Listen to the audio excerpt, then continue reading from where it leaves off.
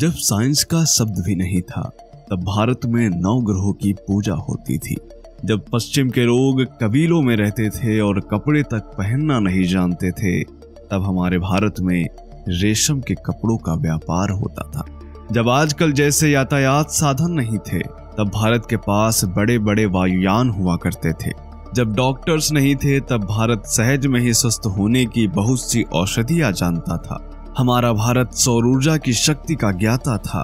औषधि निर्माण से लेकर ऊर्जा रूप में भी सूर्य का प्रयोग भारतीय लोग करते थे।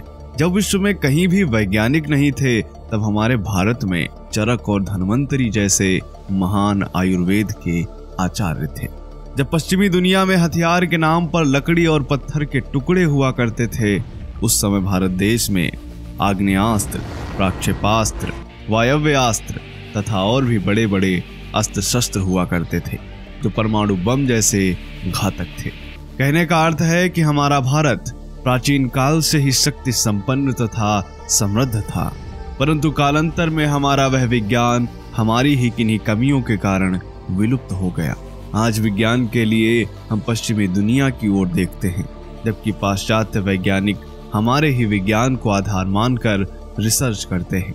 दोस्तों, हम सब ने रावण के पुष्पक विमान के बारे में काफी कुछ सुना है, परंतु हमारी मानसिकता ही अब ऐसी हो गई है कि इस पर विश्वास नहीं कर पाते। तो चलिए आज के वीडियो में हम आपको प्राचीन विज्ञान से परिचय करवाते हैं, साथ ही कैसा था पुष्पक विमान और क्या खूबियां थी उसमें, और आखिर पुष्पक विमान के बारे में आज के वैज्ञानिक क्या कहते हैं, क्या है इसके सबूत, सब जानेंगे आज के इस वीडियो में। नमस्कार, स्वागत है आप सभी का एक बार फिर से द साइंटिफिक हिंदू पर।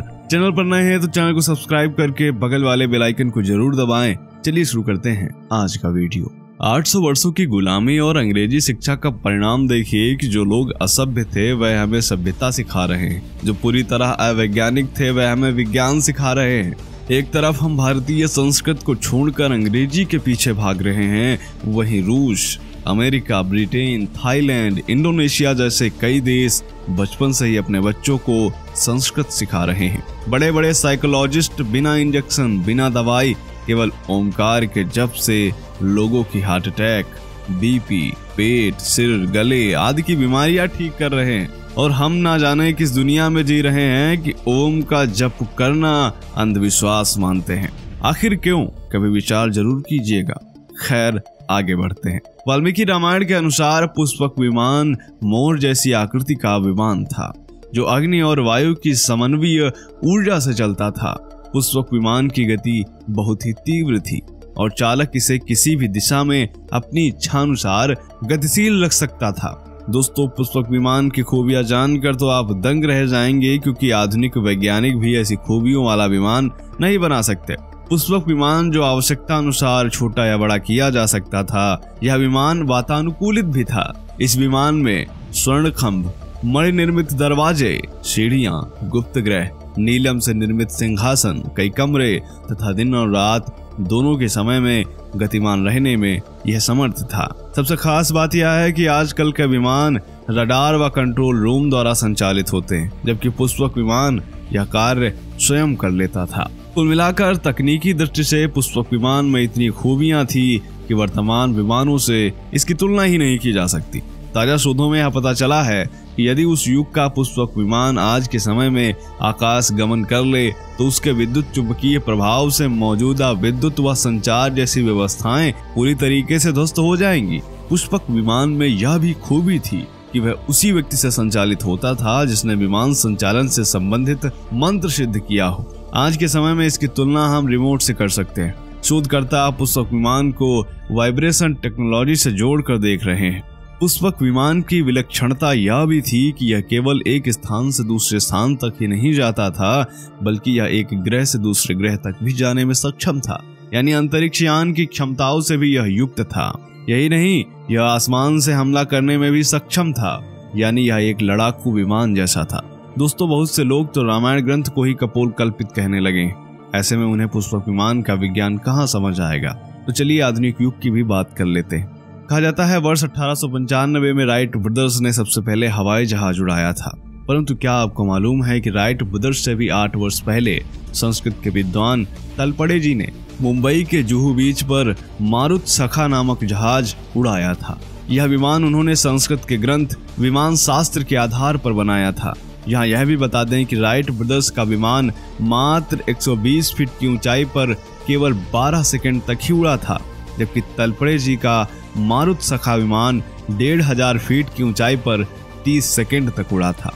वर्ष 2007 की बात है। नासा ने डॉन अंतरिक्षयान लॉन्च किया था, जिसमें ion thruster technique based engine था, जो पारे और सोलर एनर्जी से अंतरिक्ष में चलता था। जबकि हजारों साल पहले लिखे गए संस्कृत ग्रंथ सम्रांगण सूत्रधार में पारे और सोलर पावर से चलने वाले अंतरिक्ष यान के इंजन का जिक्र है। और इस पर वर्ष 2014 में IJEIT में वैदिक आयन इंजन शीर्षक से इस वैदिक तकनीक पर लेख भी छप चुका है। वर्ष 2012 में अफगानिस्तान की एक गुफा में 5000 साल पुराना एक पुष्पक विमान मिला था।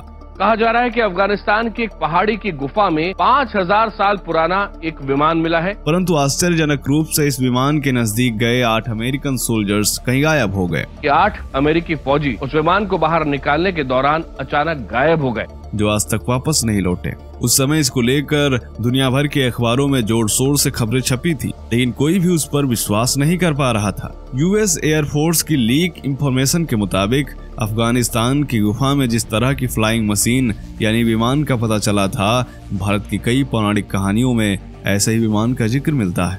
अमेरिका के वैज्ञानिक क्या कहते हैं कि यह विमान एक स्ट्रेंज एनर्जी से प्रोटेक्टेड है। हमारे सोल्जर्स ने विमान को गुफा से बाहर निकालने की कोशिश की होगी और वे इसकी प्रोटेक्टिविटी में फंसकर गायब हो गए। ये विमान एक अजीब सी ऊर्जा के कवच के घेरे में था कि 8 अमेरिकी फौजी उस विमान को बाहर निकालने के दौरान अचानक गायब हो गए। दोस्तों, अफगानिस्तान की इस खबर से भारत ही नहीं बल्कि अमेरिका तक को यह विश्वास हो गया था कि भारतीय विज्ञान और भारतीय ग्रंथ पूर्णतः सत्य है। और ऐसा भी संभव है कि यह विमान महाभारत काल या रामायण काल का ही कोई विमान हो। दोस्तों, हमारे सभी ग्रंथ संस्कृत में हैं, जिनमें अथाह विज्ञान भरा पड़ा है। जरूरत है हम वापस अपनी संस्कृति की ओर लौटें और अंग्रेजी के साथ साथ संस्कृत को भी उतना ही महत्व दें। तो दोस्तों, यह जानकारी आपको कैसी लगी कमेंट करके जरूर बताएं। मिलते हैं आपसे अगले वीडियो में, तब तक के लिए जय हिंद, जय भारत, वंदे मातरम।